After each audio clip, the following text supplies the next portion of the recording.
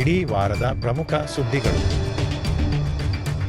ಸಂಸತ್ತಿನ 2026 ರ ಮಳೆಗಾಲದ ಅಧಿವೇಶನ ಜುಲೈ 20 ರಿಂದ ಆಗಸ್ಟ್ 13 ರವರೆಗೆ ನಡೆಯಲಿದ್ದು ಒಟ್ಟು 19 ಸಭೆಗಳು ನಡೆಯಲಿವೆ. ಈ ಅಧಿವೇಶನದಲ್ಲಿ ಬಂಧನಕ್ಕೊಳಗಾದ ಸಚಿವರನ್ನು ಸ್ವಯಂಚಾಲಿತವಾಗಿ ಪದಚ್ಯುತಿಗೊಳಿಸುವ 130ನೇ ಸಂವಿಧಾನ ತಿದ್ದುಪಡಿ ಮಸೂದೆ ಹಾಗೂ ಮಹಿಳೆಯರಿಗೆ ಮೀಸಲಾತಿ ಕಲ್ಪಿಸುವ 131ನೇ ಸಂವಿಧಾನ ತಿದ್ದುಪಡಿ ಮಸೂದೆ ಪ್ರಮುಖ ಆಕರ್ಷಣೆಯಾಗಿವೆ. 31ನೇ ಸಂವಿಧಾನ ತಿದ್ದುಪಡಿ ಮಸೂದೆ ಲೋಕಸಭೆ ಮತ್ತು ರಾಜ್ಯ ವಿಧಾನಸಭೆಗಳಲ್ಲಿ 1/3 ಭಾಗ 33% ಮಹಿಳಾ ಮೀಸಲಾತಿ ಕಲ್ಪಿಸಲು ಪ್ರಸ್ತಾಪಿಸಿದೆ. ಇದನ್ನು ಕ್ಷೇತ್ರ ಮರುವಿಂಗಡಣೆ ಡಿಲಿಮಿಟೇಷನ್ ಪ್ರಕ್ರಿಯೆಗೆ ಸಂಬಂಧಿಸಿದ್ದು ಲೋಕಸಭೆಯ ಸದಸ್ಯರ ಸಂಖ್ಯೆಯನ್ನು 543 ರಿಂದ 816ಕ್ಕೆ ಹೆಚ್ಚಿಸುವ ಯೋಜನೆಯೊಂದಿಗೆ ಜೋಡಿಸಲಾಗಿದೆ. ಈ ಮಸೂದೆಯನ್ನು 2026 ರ ಮಳೆಗಾಲದ ಅಧಿವೇಶನದಲ್ಲಿ ಮಂಡಿಸುವ ನಿರೀಕ್ಷೆಯಿದೆ.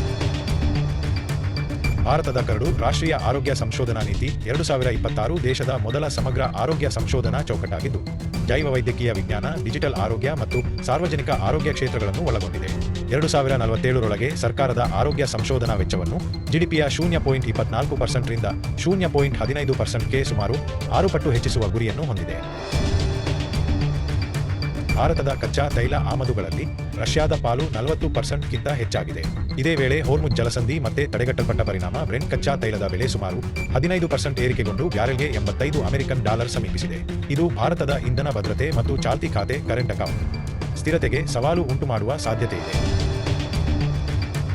ಲಡಾಖ್ ಸ್ವಾಯತ್ತ ಬೆಟ್ಟ ಪ್ರದೇಶ ಅಭಿವೃದ್ಧಿ ಮಂಡಳಿ ಕಾಯ್ದೆಯನ್ನು ಈಗ ಲಡಾಖ್ನ ಎಲ್ಲ 7 ಜಿಲ್ಲೆಗಳಿಗೂ ವಿಸ್ತರಿಸಲಾಗುತ್ತಿದೆ. ಈಗಾಗಲೇ ಇದ್ದ ಲೇ ಮತ್ತು ಕಾರ್ಗಿಲ್ ಮಂಡಳಿಗಳೊಂದಿಗೆ ಮನ್ಸ್ಕಾರ್, ದ್ರಾಸ್, ನುಬ್ರಾ, ಚಾಂಗ್ತಾಂಗ್ ಮತ್ತು ಶಾಮ್ ಪ್ರದೇಶಗಳನ್ನು ಸೇರಿಸಲಾಗುತ್ತಿದೆ. ಜೊತೆಗೆ 17 ಹೊಸ ತಹಸೀಲುಗಳನ್ನು ರಚಿಸುವ ಮೂಲಕ ಲಡಾಖ್ನ ಒಟ್ಟು ತಹಸೀಲುಗಳ ಸಂಖ್ಯೆ 32ಕ್ಕೆ ಏರಲಿದೆ.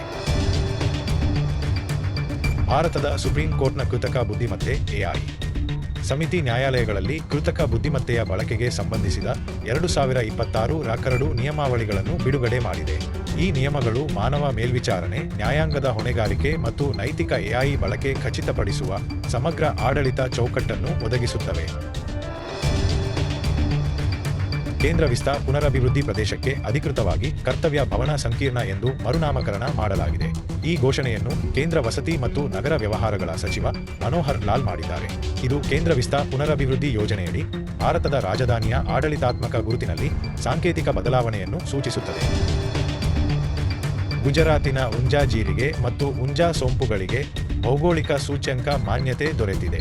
ಇದರಿಂದ ಭಾರತದ ಅತ್ಯುತ್ತಮ ಮಸಾಲೆ ಬೆಳೆಗಳಾದ ಈ 2 ಉತ್ಪನ್ನಗಳಿಗೆ ಕಾನೂನುಬದ್ಧ ರಕ್ಷಣೆ ಮತ್ತು ವಿಶಿಷ್ಟ ಪ್ರಾದೇಶಿಕ ಗುರುತು ಲಭಿಸಿದ್ದು 600ಕ್ಕೂ ಹೆಚ್ಚು ಜಿಐ ಪ್ರಮಾಣೀಕೃತ ಭಾರತೀಯ ಕೃಷಿ ಉತ್ಪನ್ನಗಳ ಪಟ್ಟಿಗೆ ಇವು ಸೇರ್ಪಡೆಯಾಗಿವೆ.